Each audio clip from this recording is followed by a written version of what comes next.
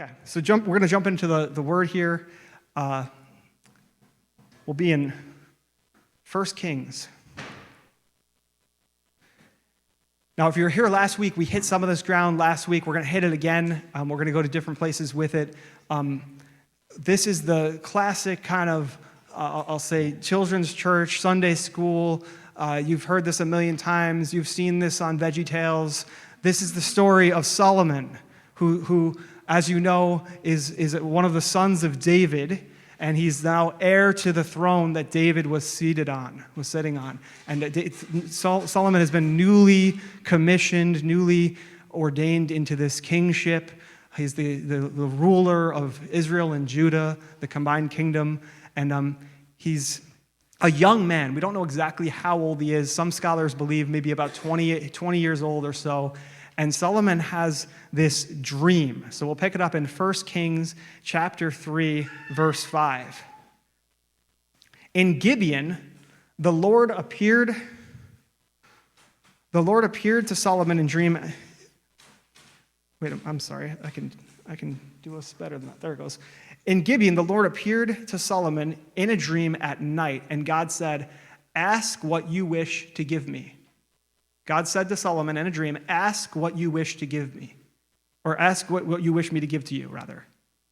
Then Solomon said, "You have shown great loving kindness to your servant David, my father, according as he has walked before you in truth and righteousness and uprightness of heart toward you. And you have reserved for him this great loving kindness, that you have given him a son to sit on his throne, as it is this day. Now, O Lord my God, you have made your servant king in place of my father David, yet I am but a little child." More literally, I am like a little boy. Solomon's, this is how he feels. This is how he sees himself. I'm in this position. I've been seated on the throne. I've been called and assigned this amazing station, this amazing responsibility, this amazing place of burden of responsibility that he's in and leadership. And he's like, but I'm like a little child. I'm like a little boy. This is Solomon in a dream. So if you think about your dream consciousness, it's essentially like your subconscious just running wild without restriction. It's like an unhindered expression of like whatever's going on deep down in who you are and how you're processing your life and the things around you and your circumstances. So his dream, like deep in his heart, he's like, I'm like a little boy. I'm following the toughest act in the world here. My dad was king. He's the first great king of now this combined kingdom, and God was with him and loved him and promised him all this family of this dynastic line of kings, and I'm the first heir to the throne. And man, David had this connection with the Lord, and now here I am. I'm like this little boy. And so this is what he says, "Yet I am like a little boy, a little child. I do not know how to go out or come in." So we spent a little bit of time on this last week. We'll build on it. How is he like a little child? He doesn't know how to go out or come in. Solomon's problem, his issue, by his own kind of assessment and evaluation. My problem is I'm like an immature young kid, a little boy, and what that means in practical terms is I don't know how to go out or come in. And you might be thinking, if you weren't here last week, well, what does that mean? I don't know what going out or coming in even means. So we'll talk about that. So we'll jump back and forth. This is actually a phrase that's used over and over again, especially in the Old Testament, especially in the Torah, the first 5 books of the Bible, the Moses books of the Bible. But this is a phrase, this idea of going out and coming in is a phrase that's used multiple times, a bunch of times throughout the Old Testament. Solomon is familiar with this concept and, in fact, puts such a premium value on this concept. He says, unless I figure out how to do this, I'm going to remain like a little boy, unable to really rule effectively. I'll never really be able. I watched my dad do this. I watched my dad go out and come in, and he was like the man at doing this, and I'm a little boy. I don't know how to do it. So this is one of the references, earlier this is from Deuteronomy chapter 6, verse 23. And this is the Lord giving instructions to the Israelites as they've come out of Egypt. And he's like, yeah, in future generations, when your kids go up to you, hey, like, Mom, Dad, Why do we like have all this like stuff that other nations don't have with like Yahweh and God, and like there's these laws and these statutes and all these observances that we have, and we worship him and celebrate him in this particular set of ways, and why are things the way that they are? And God says to Moses, this is how you answer that question. Here you go, son. We back in the day, before you were ever born, or your great-great-grandpappy, he followed the Lord under Moses. And the Lord, so that the he here is the Lord brought us out from there, Egypt. The Lord brought us out from Egypt in order to bring us in. So you're coming out and going in. The Lord brought us out of Egypt in order so that he could bring us in. Into what? To give us the land which he had sworn to our fathers. So this is a picture of what this going out and coming in concept meant to the Jewish mind, and in particular to Solomon's mind, who's saying, I'm like a little boy. I don't know how to go out, and I don't know how to come in. And the Lord's saying, look, when you talk to your great-great-grandkids and they ask you, why are things the way they are, and why do we worship the Yahweh, and why do we have all this relationship, you're going to tell him that the Lord brought us out of Egypt, slavery, and brought us in to promised land, into abundance, and into this place where he's promised us something, and now we're able to live in that promise. And so going out and coming in has to do with the Lord bringing us out of things that would otherwise enslave us or keep us in bondage, and bring us out of those things and into his promises. That's what the picture is. It became a military term. The leaders would go out and come in, and so like in like more like particular like nuance, Moses would go out. This is the language that they use in like Exodus to describe Moses. He'd go out to the tent of meeting, which was the place where they had the Ark of the Covenant. He'd go out to the tent, then he'd go in to the tent, and all of Israel would watch him, and the pillar would rest over the tent as Moses would go in there, and then he'd have a conversation with God like as though it was face-to-face, as though he was talking to a friend. Then he'd come out, and then he'd go back into the people, and the people would all get instructions from Moses. So you get this picture of like, big picture that God wants to take you out of bondage and into promise.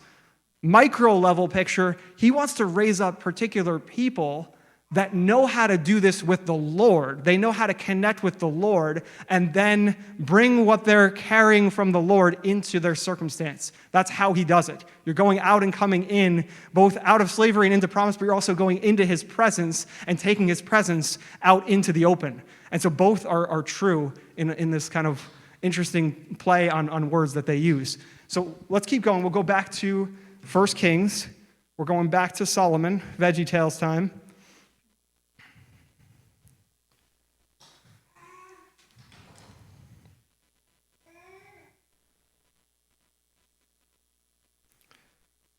Your servant King David in place of my father. Now, O Lord my God, you have made your servant king in place of my father David, yet I am but a little child, a little boy. I do not know how to go out or come in. Your servant is in the midst of your great people, of your people which you have chosen, a great people who are too many to be numbered. So here, verse 9, this is so important. Solomon is going to tell you, he's actually talking to God, but by proxy, he's going to reveal to us what his solution is, what the Lord's solution wants to be to this going in, coming out conundrum. Solomon's saying, I don't know how to do that. I don't know how to lead the people in that way that David, my father, did before me, and all these other great leaders did before me. And in fact, I didn't go here, and we probably won't go there for the sake of time, but Moses, when he's 120 years old, this is the statement he makes to the nation of Israel. They've just come to the edge of the promised land. Moses just had his temper tantrum where he's smacking the rock instead of speaking to it to get water to come out. God just told Moses, by the way, you're not going to the promised land because of your temper tantrum. So this is what Moses says to the people. I am 120 years old now. I'm an old man. I no longer can go out or come in, and I'm not going to be crossing the Jordan. So what's Moses saying? The way I was leading you before, I can't do it anymore. And in fact, the Lord's already told me I won't be going into the promised land, so I certainly can't lead you there by going out and coming in with you. So anyways, Solomon, his solution to this going out and coming in dilemma is this. So give your servant an understanding heart. Give your servant an understanding heart. And literally in the Hebrew, the word for understanding heart is a hearing heart. Give your servant a hearing heart. He who has ears, let him hear. He who has eyes, let him see. Give your servant a hearing heart to judge your people, to discern between good and evil, for who is able to judge this great people of yours? Again, we pointed out some of this last week. This idea of judging people and discerning good and evil, it's the same language used in the Garden of Eden for the tree of the knowledge of good and evil. So what Solomon is essentially saying is, I don't want to live my life and be king as a king who's eating from the tree of knowledge of good and evil and just discerning for myself what's up and what's down, what's left and what's right. I'm not trying to lead these people and judge them and rule over them in a way that's just based off of my own personal preference or desire. I actually want to avoid the tree of the knowledge of good and evil. I want a hearing heart that hears what you're saying, Lord. I want to go in and come out by your leadership, the way Moses did, the way David did, the way all these great leaders did. And I want to unveil your purposes and intentions and plans for these people. I don't want to do it by the tree of the knowledge of good and evil. I want to know good and evil by your voice, but with a hearing heart, rather than my own circumstantial environmental factors and personality. Okay. So we won't read any more but from this passage, but God basically has this backflip, high five, did a cartwheel moment. It's pleasing in the sight of the Lord. He's like, you could have asked for anything. You could have asked for a long life. You could have asked for me to wipe out your enemies. You could have asked for riches. You could have asked for anything under the sun, and I would have given it to you, but you didn't. You asked for a discerning, a hearing heart. And so I'm going to give that to you in spades. In fact, there's going to be no one before you is going to have this the way you have it now, and no one after you will have it. And the Old Testament talk, obviously Jesus outdid Solomon. But for the purpose of the Old Testament, Solomon stood alone with this hearing heart, with this discerning heart, this heart that was able to engage and connect with what the Lord was saying.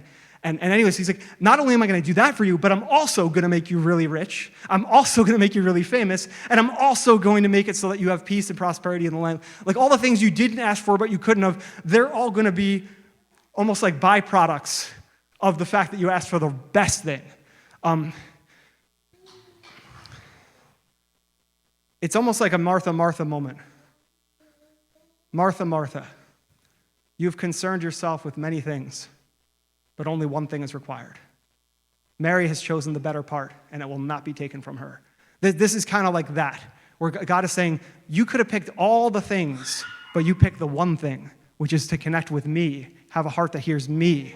That's the one. If you could sit at my feet and hear what I'm saying, that's better than waiting on tables and doing all the other stuff that maybe it matters, but it doesn't matter as much as your connection with me. Okay, one more passage.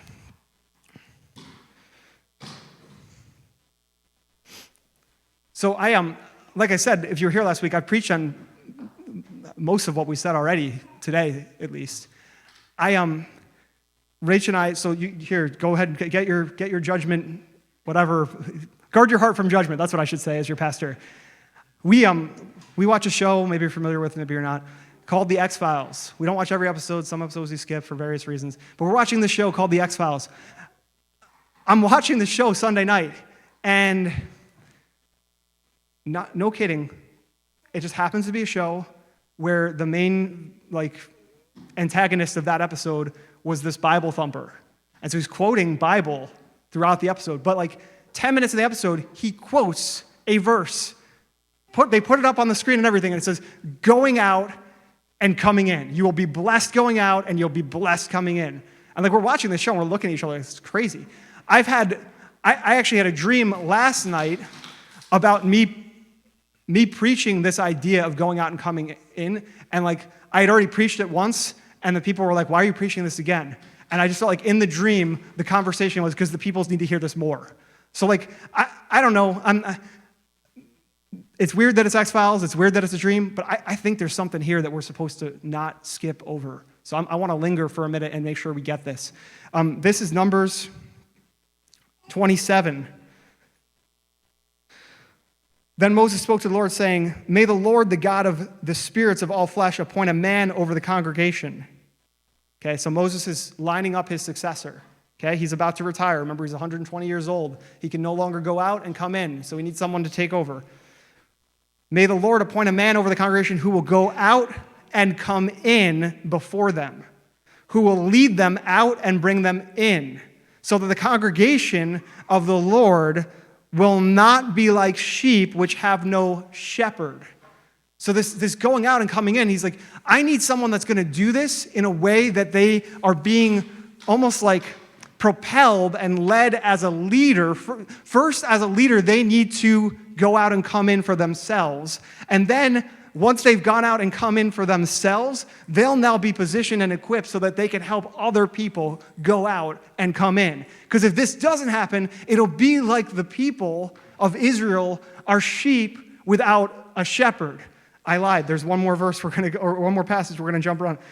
Now, if you're thinking about shepherds and you're thinking about the shepherd leading the people of God, you can't help but think about John 10, which is the parable of the good shepherd. Well, in that parable, guess what language Jesus uses?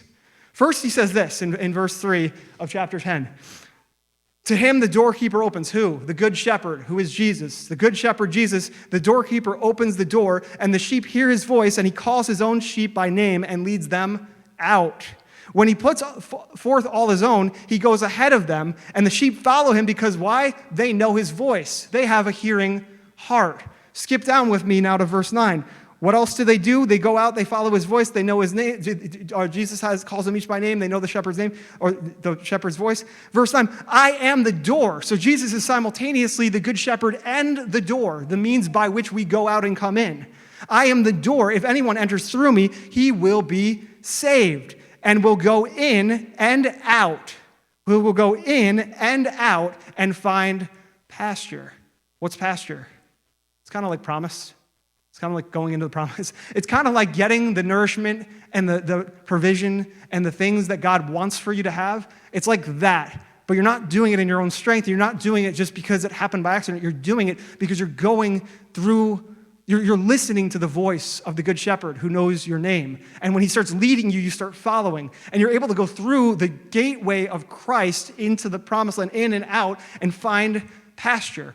He's using this language on purpose. It's connected to this idea. Like Moses saying, this successor, who ends up being Joshua, by the way, who by the way, Joshua is Yeshua, right? So if you look at like the types and shadows of Christ in the Bible, there's a guy who has the same first name as Jesus, and he's the successor to the guy who gave the law, and he leads the people that they couldn't get there by the law, but they could get there by the promise. And this guy named Yeshua leads the people into the promised land for the first time. And now there's this new guy, we call him Jesus, but he, in Jewish colloquial speak, he was Yeshua. And now he's saying, I am the good shepherd. Remember how Moses was worried that a successor might not be there and going in and coming out, and if he didn't do that, there'd be like sheep without a shepherd. Well, I am the good shepherd. I'm also the door. I know each one of my sheep by name, and they know my voice. They hear my voice. I lead them out, and I lead them in and out to find pasture. Solomon said, I need a hearing heart. I need a heart that can hear what the voice of the good shepherd is saying. And he didn't have that language exactly set the way we now do today, but that was what he was essentially asking for. Okay, so hopefully this is starting to make sense. Now, 2 years ago, I got my blood work done. And actually, I've gotten my blood work done a bunch of times. But 2 years ago in particular, I got like a full blood work panel, whatever they call it, done. And they told me everything looks great except one thing. Are you sitting down? Are vitamin D deficient. And I was like, oh no, not vitamin D. So I look into it, and obviously tons of people are vitamin D deficient, especially if you live in this area, this region. And at that time, I had a cubicle desk job. So yeah, son and me didn't see each other that much. So I'm vitamin D deficient. And so I do a little bit of research. And vitamin D is one of those things where you can get this vitamin one of two ways. One way is through your diet. But it's hard to do that because it doesn't naturally occur in very many foods, which is why if you look at like milk and certain other like dairy products, a lot of them, most of them, in fact, in America, I think they have to do this. They fortify certain foods with vitamin D because we have such a vitamin D deficiency problem. And the way vitamin D works is if you don't have enough of it, you won't be able to absorb calcium correctly, which then affects your whole skeletal structure and bone density. So that's why it's in milk, because it's like, what's the point of calcium if you can't absorb it? So they fortify it, but that's not actually the main way that God designed for us to get vitamin D. How do you get vitamin D in like God's way, the main way? Sunlight, yes. And so what's interesting though is if I go in the front foyer here and stand in front of the window and the sun is shining on me, I can get a sunburn, but I will get no vitamin D. Because it's not actually just being in the light, it's direct exposure. Your skin has to be outside, exposed to the rays of the sun directly. And what ends up happening is, chemically speaking, your body responds to that direct exposure and is able to produce vitamin D with the other stuff that's just kind of lying around. But without that direct exposure to the rays of the sun, you will not get vitamin D from it. And the only way to get it is supplements, and there's a few like fish and mushrooms that have it naturally occurring. Mushrooms are gross though, so that doesn't even work. Can I get a witness? Okay. There you go. There you go. In the cubicle. Get a sunburn in your cubicle.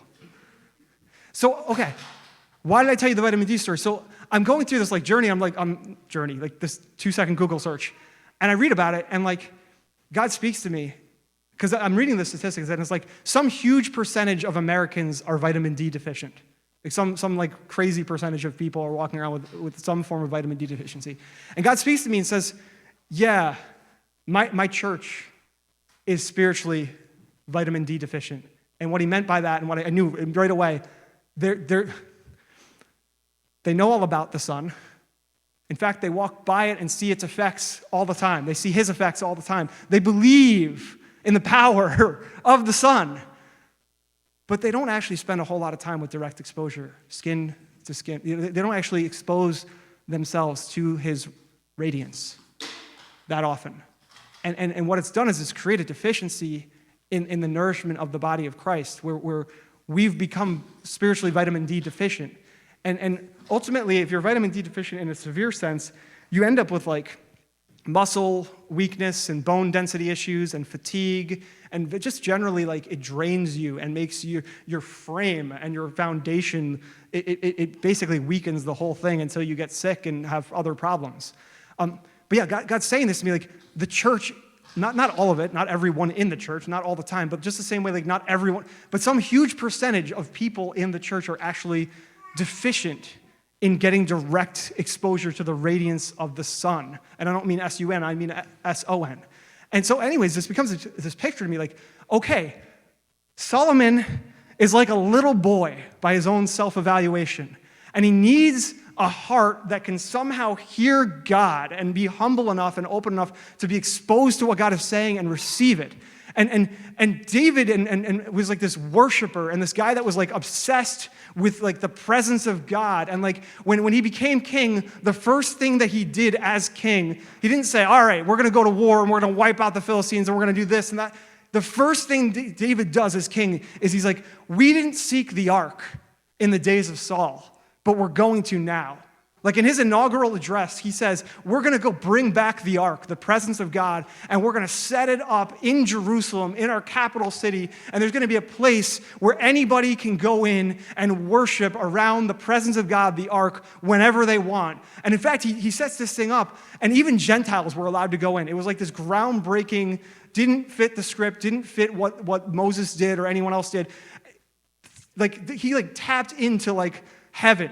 And it actually says that in Psalms, that David got like an image of what was going on in heaven and set up a tabernacle of worship with the presence of God at the center of it. And he's like, yeah, that's what I'm going to do as king. We're going to seek the ark.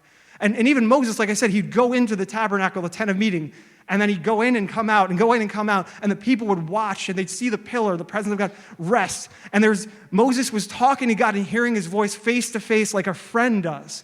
And so I believe what God was saying to me through all of this is we need more direct exposure to him and his presence. We need to be able to lend our ear, our hearing heart toward him, toward his lips, towards his voice on purpose. And I think so like Chris Carinzi, who's my spiritual father, he's the guy who discipled me and modeled Christ to me in the most primary way when I was young in the Lord. Chris Carinzi, he would tell these stories about how he didn't know anything about the Bible. He didn't have anybody that was really leading him or discipling him, but he was just hungry for God. And so he'd get up at 4:30 in the morning. I'm not asking you to do this, but maybe you could. He got up at 4:30, and you don't actually have to do it 4:30 in the morning, but the picture is here. He got up at 4:30 in the morning because he didn't have any other time throughout the day. He has kids, he had a full-time job, he had overtime, he had these other responsibilities. So he found the only time slot in his day that would work, and he'd go outside of his house into a pig barn with poop in it, with barely anything. He had a pull string light that was too dim, and he'd just pace around, and he'd start praying to God.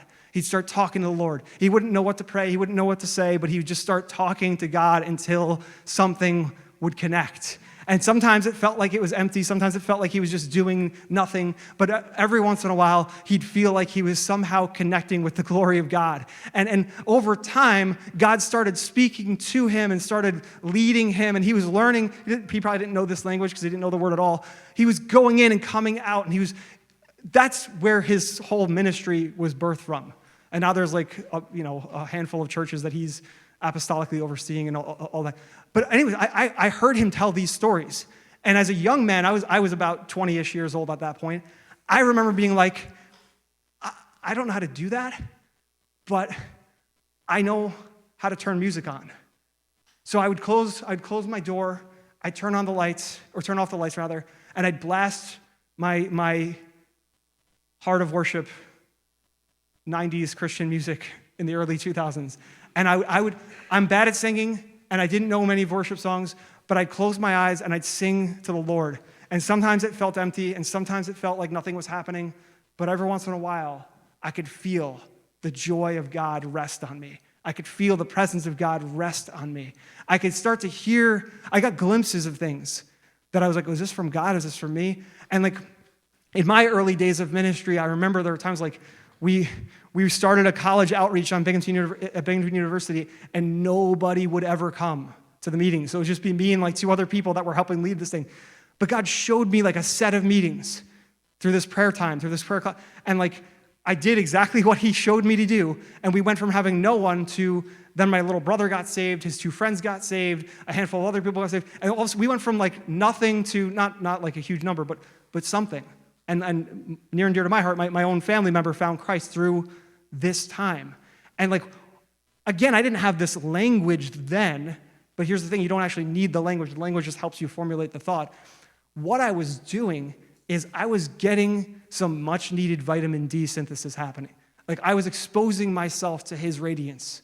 I was exposing myself to his presence.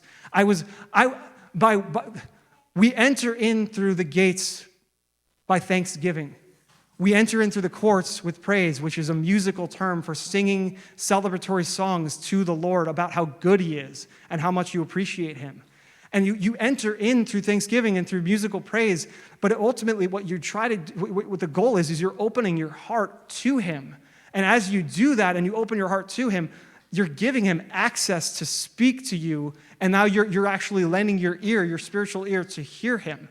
And you're opening, not just so you literally hear his voice, but also so that he's doing stuff that you can't even fully define. His sheep, he calls each one by name. Each one. And his sheep, each one know his voice. The sheep, the shepherd leads the sheep out, and then he leads them in and out and helps them find pasture. The sheep don't need to understand all that goes into that. I'm sure the shepherd, I'm not a Near East ancient shepherd, so I don't know the ins and outs of it, but I'm sure he had to do some thinking oh yeah, well this field is already combed over. We're going to actually go over this hill here today, and I actually know there was a rain last week that hit this area. The sheep don't need to know any of those details. They just need to know the shepherd's voice. They just need to know that when he calls and he calls me by name personally, if I respond, he's leading me to pasture. He's leading me to promise. He's leading me out of bondage and into promise. And that's what Solomon asked for in his own way. I don't know how to go in and come out. I'm like a little boy. That's what Jesus was saying every single one of you and I can and should do in this parable of the Good Shepherd. I had a time where we had suffered a major potential financial loss. There was a flood, and it just decimated a rental property that we had. And I knew to stand on God's word, but that didn't cut it in the moment, because it's one of those things where like you're facing the circumstance of like how bad this is over and over again. Like it's just blaring at you like an alarm clock saying like, by the way, I know you think you're believing the scriptures, but just got a new $10,000 bill. Just found out that all the walls are going to have to get ripped out. Just found out all the appliances are going to have to be replaced. It's blaring. And I remember like during that season, I'd go in over and over again. And I remember even Chris, who was my pastor at the time, he knew I was going through this trial, and it wasn't like public knowledge, but obviously people close to me knew about it. And like he was watching me praise and worship during the church time. And he actually like called it out in front of her. He's like, you know something? Most of you wouldn't know that Tim is going through a trial right now because of the way he's praising. But I know, and he's doing what he's tapped into the very solution to his trial. He's tapped into the very solution, the antidote to his struggle. And I'm not saying any of that to like toot my own horn or anything. That horn was from like 15 years ago anyway, so I don't know why I'd be bragging about that. But what I'm trying to say is there's something here that you and I need. You and I need. I've faced family and relational issues that were just backbreakingly difficult at the time. And again, it's not a magic wand. It doesn't make everything just change, like whisk away, like nothing ever. But walking out that trial.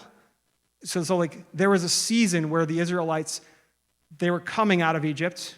There was a bunch of plagues that helped them do that. But there was a season where then there was a season where they were out of Egypt, but they weren't in the promised land, and things were still kind of rough. And some of them were like, maybe we're better off in Egypt. And then there was a season of promise. So even no matter which season you're in, whether it's Egypt, wilderness, or promise, there's always something that God wants to lead you deeper out of and into. And even when they were in the promised land, they weren't done. In fact, God said, yeah, if I gave you the whole promised land right now, you wouldn't be able to handle it. The animals and such would like overtake the land because you weren't numerous enough to, like, you're not even ready to occupy this land fully. So he incrementally was releasing more and more measure of it. But what I was trying to say is like I've had times where like I'm in a season. It's not like a day, it's not a week, it's like maybe months, maybe even a year, where I'm facing an ongoing struggle, an ongoing trial, and an ongoing struggle, an ongoing trial. And my time going in and coming out is what, number one, sustained me, and number two, led me to navigate the situation God's way and not my own way. There were moments he spoke to me, he gave me specific words to stand on, specific directions, and then like the contradiction would come, but I'd be able to say, well, God just said this to me. And like, he's saying it to me again now. So even in the face of contradiction, like symptoms in your physical body, the point of faith is you're actually learning to walk by it instead of what your physical senses tell you. We walk by faith and not by sight. This is how you do that. It's not like Bible memorization gymnastics. That's helpful, knowing the word, but it's actually, faith comes by hearing. Not this year, hearing. Faith comes by hearing. And so how does that happen? Exposure to him, to his presence. Direct exposure, not secondhand. I know, we're over time a couple minutes. You're going to be okay. Some of you are relying primarily on a secondhand relationship with the Lord. And what I mean by that is your primary way of connecting with him is through other people who are either preaching sermons at you or doing, you yourself are not going in and coming out with the Lord. You're waiting for somebody to preach the right message to you. You're waiting for the next prophetic word. You're waiting for somebody else to connect with the Lord for you. That's never going to cut it. Never going to work. And don't get me wrong, those people like that in your life is super helpful, and it is kingdom. That's part of the reason why we gather, in fact, is so that we can help each other. But you can't replace your own relationship with the Lord with that. And so, anyways, what I want to do is I want to close this out, but I want to invite Caitlin to... Is Caitlin in here still? Yes, beautiful. Can you lead us in one closing song? And if you have to go, I get it, it's 12:00 something, you can go. But I want to lead us in one more, I want Caitlin to lead us in one last worship song. And I want, if you're here and you're like, man, I need to get this right. I need to figure out like this going in and coming out thing. I need to go deeper with it. I invite you to come up front. And I know that's awkward and weird and you don't want to do that, but do it anyways. Do it if you're like, I know I'm supposed to make a move today. I know like there's something about what we're talking about where I know I'm supposed to go deeper with the Lord. I'm supposed to press in with him. Stand to your feet, in fact. We'll get ready. Set your heart towards worship. Set your heart towards worship. And I just invite you, if you're like, man, I know I'm supposed to make a move here. I know I'm supposed to go forward. Come up front, worship up here. And and you're like, why? Why do I have to do that? Well, you don't have to.